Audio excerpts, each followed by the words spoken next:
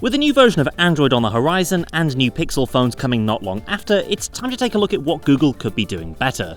So these are our top 5 things that Google needs to fix in the upcoming Pixel 3 and Pixel 3 XL. The Google feed, formerly known as Google Now, has slowly turned from something genuinely useful and personal into just another crappy news aggregator.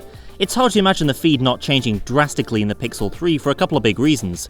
First, we now have an actual fully fledged Google News app that's way better than Feed ever was as a newsreader, and second, Google is building out proactive assistant features that surely will replace the feed on the next round of Pixel phones. It's funny to contrast what's new in the proactive assistant with what was originally in Google Now way back in 2012, because it's a lot of the same stuff. Sure, Assistant is smarter in how it handles your data, but it's still showing you appointments, travel times, weather, flight details, stock prices, purchases, you get the idea. Anyway, RIP Google Feed, and let's look forward to a new Assistant panel on the Pixel 3's home screen.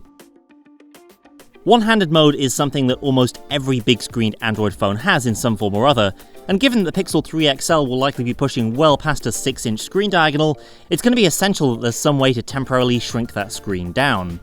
iOS has it, so does Samsung, LG, Huawei, and many others.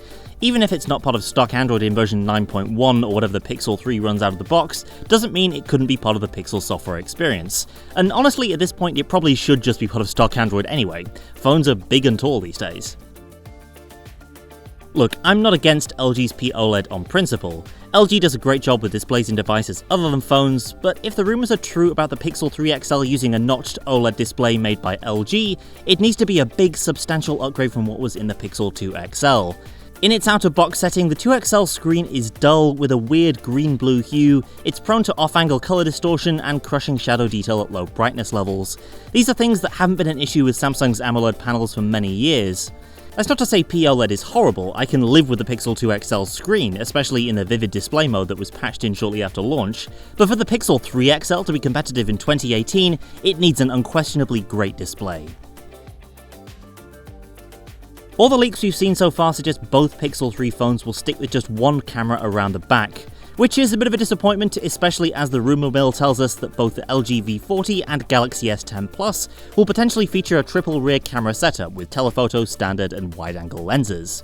So instead, if Google only has one rear camera, I hope it doubles down on low-light photography, taking inspiration from the Huawei P20 Pro's phenomenal handheld long exposure mode. Google already has something similar to this in the HDR Plus enhanced mode that you can manually enable. Build on that, capture even more light over multiple seconds, and we could have something very special indeed in the Pixel 3's camera.